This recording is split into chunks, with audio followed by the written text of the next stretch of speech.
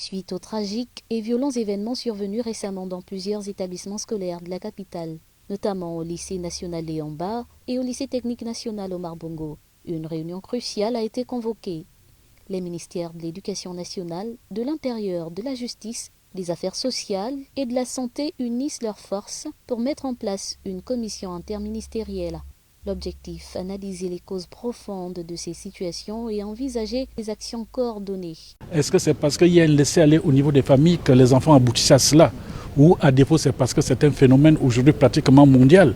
Vous savez, des établissements comme les lycées techniques, d'après les informations qu'on a eues, rassemblent facilement près de 5000 personnes là-dedans.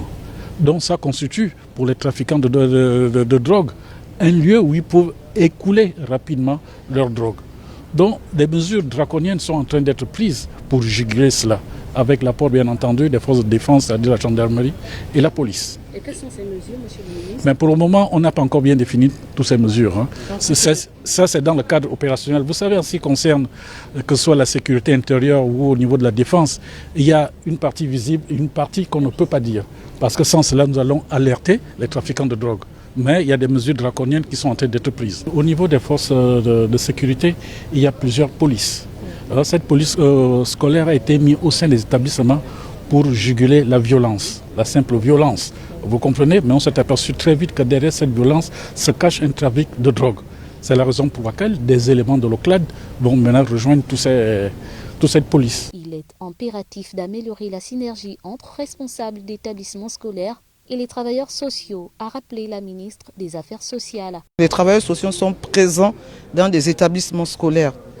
S'ils sont présents dans les établissements scolaires, c'est pour l'appui psychologique, l'appui social. Maintenant, il faut que chaque partie prenante sache que tel service, par exemple, tel travailleur est très important pour pouvoir mener à bien les missions qui leur sont dévolues. Lorsque le problème est arrivé avec le jeune qui s'est suicidé, nous avons saisi nos travailleurs sociaux qui sont sur place pour nous faire un peu le point.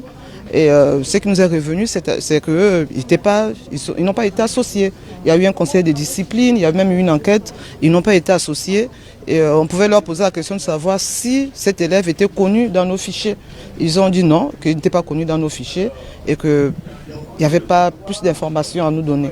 Et ce ne sont pas les seules plaintes parce que, comme je pouvais le dire tout à l'heure lors de cette réunion, je reviens de Mula et ce sont les mêmes plaidoyers qui ont été posés, que les responsables d'établissement ne coopèrent pas avec les travailleurs sociaux.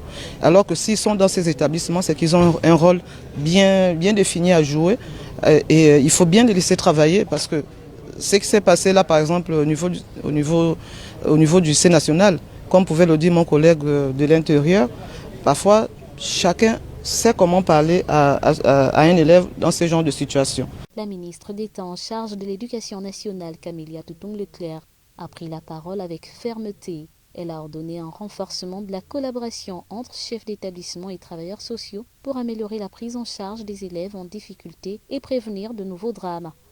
Elle a également mentionné plusieurs mesures clés, notamment l'élaboration d'un manuel de procédure à appliquer en cas de suspicion ou de contact de drogue dans les établissements scolaires, l'ouverture d'internats pour offrir un cadre sécurisé aux élèves en difficulté, la mise en place d'une unité de lutte antidrogue au sein de la police scolaire ou encore la sécurisation des établissements.